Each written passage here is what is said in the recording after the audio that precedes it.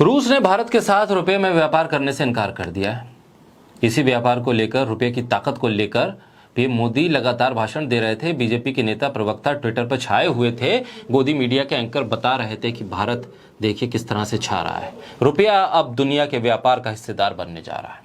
बीते 9 सालों में रुपये को अंतर्राष्ट्रीय व्यापार की मुद्रा बनाने को लेकर भारी जुमलेबाजी की गई। गोदी मीडिया इसका हिस्सेदार रहा। हाँ, ये खबर ठीक वैसे ही गायब है जैसे न्यूक्लियर सप्लायर ग्रुप में सदस्यता के जुमलों के बाद आज तक न मिलने की भी खबर गायब है। जले पे नमक छिड़कते हुए रूस चीनी मुद्रा युआन या अमीराती में व्यापार पर जोर दे रहा है। जी हां, भारतीय रुपये की जगह भारत को अगर व्यापार रूस से करना है तो आपको युआन देना पड़ेगा। ये खबर आपको गोदी मीडिया नहीं दिखाएगा। वैसे अभी तक ज्यादातर व्यापार अमेरिकी डॉलर में ही हो रहा है। बड़ी वजह विश्व वाणिज्य में भारतीय निर्यात की लगातार गिरती हिस्सेदारी है। निर्यात गिर क्यों रहा है, क्या आपने सोचा है, जानने की कोशिश की है? कभी गोदी मीडिया ने इस पर चर्चा की है? कभी ये बताया है देश के वित्त जानकारों ने, वित्त मामलों के तमाम विश्लेषकों ने कभी ये बताया है कि भारत का निर्यात गिर रहा है, इसलिए रुपये की साख भी गिर रही है? अब रूस रुपये में व्यापार नहीं करना चाहता आपसे, वो कहता है कि चीनी करेंसी दीजिए। किसी ने आप तक ये खबर नहीं पहुंचाई होगी, लेकिन जाने भी दीजिए। किसी मस्जिद के सामने हनुमान चालीसा पढ़ने में समय लगाइए, अगर वहां से समय बच जाए तो फिर बात कीजिएगा इस पे। बजरंग दल के समर्थन में जुलूस निकालिए, पीएम मोदी के भाषण सुनिए, और फिर अगर टाइम मिल जाए तो फिर आइएगा और देखिएगा, समझिएगा कि देश के बाहर स्थिति क्या है, व्यापार कहाँ जा रहा है, निर्यात कहाँ जा रहा है और रुपये की स्थिति क्या है। जेब खाली हो रही है, सिर्फ जुमलेबाजी और भाषण हो रहे हैं। बोलता हिंदुस्तान पर मैं हूं आपके साथ मिर्जा शाकिर अली बेग। भारत और रूस के बीच रुपए में द्विपक्षीय व्यापार करने के प्रयास अब खत्म हो गए। रूस ने इससे मना कर दिया है। इस मामले से जुड़े प्रत्यक्ष जानकार ये बता रहे हैं कि बातचीत कई महीनों तक हुई। रूस को रुपए में कारोबार करने के लिए राजी करने भारी पड़ रहा था और ये बातचीत विफल हो गई। इससे भारत को रूस से सस्ता तेल और कोयला अब नहीं मिलेगा, अब महंगा तेल और कोयला मिलेगा।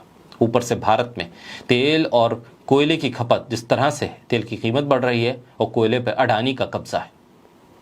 इसके लिए स्थायी तौर पर रुपए के भुगतान तंत्र का इंतजार किया जा रहा था, लेकिन ऐसा हुआ नहीं।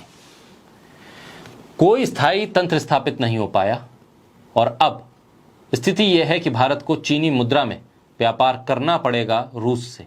हालांकि अभी तक डॉलर में हो रहा है। अभी व्यापार घाटे का झुकाव रूस की तरफ है, इसलिए मॉस्को को लगता है कि यदि ऐसा तंत्र स्थापित हो गया तो उसका रुपए का 40 अरब डॉलर से अधिक का सालाना अधिशेष हो जाएगा। रूस को लगता है कि रुपए को ऐसे इकट्ठा करना जरूरी नहीं है। इस पर भारत के वित्त मंत्रालय, रिजर्व बैंक और रूस के अधिकारियों ने तत्काल कोई जवाब नहीं दिया। वित्त मंत्री भी खामोश है। रुपया पूरी तरह से एक्सचेंज नहीं हो सकता है। वस्तुओं के वैश्विक निर्यात बाजार में भारत की हिस्सेदारी केवल 2% है। इससे दूसरे देशों के रुपए रखने की जरूरत घट जाती है। आपका निर्यात नहीं है तो रुपया कौन रखेगा? रूस ने बीते साल यूक्रेन पर हमला किया था। इसके फौरन बाद भारत ने रूस के साथ रुपए में भुगतान का तंत्र विकसित करने की संभावनाएं तलाशी थी, जुमलेबाजी शुरू की थी। गोदी मीडिया छा गया था, बता दिया था कि भारत विश्व गुरु बनने जा रहा है। हालांकि रुपए को लेकर कोई समझौता नहीं हो पाया। ज्यादातर कारोबार डॉलर में हो रहा है और दूसरी मुद्राओं में हो रहा है, जैसे यूएई की मुद्रा दिरहम में।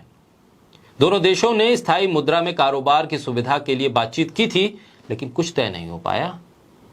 रूस भारतीय रुपए में कारोबार करने के लिए अब सहज नहीं है। रूस चाहता है कि भुगतान चीनी युआन या दूसरी मुद्राओं में हो। इस मामले में अब स्थिति यह है कि समझौते के लिए आगे नहीं बढ़ रहा है रूस। भारत इसे अंजाम तक पहुंचाने के लिए सारे प्रयास कर चुका है, लेकिन असफल रहा। 5 अप्रैल तक रूस से भारत को आयात बढ़ाकर 51.3 अरब डॉलर हो गया, जबकि बीते साल ये 10.6 अरब डॉलर था। रूस से भारत को होने वाले आयात में रियायती तेल की बड़ी हिस्सेदारी थी। इस दौरान कच्चे तेल का आयात 12 गुना बढ़ा। हालांकि इस दौरान भारत से रूस को निर्यात आंशिक तौर से गिरकर 3.43 अरब डॉलर पे आ गया, जबकि बीते साल ये 3.61 अरब डॉलर था।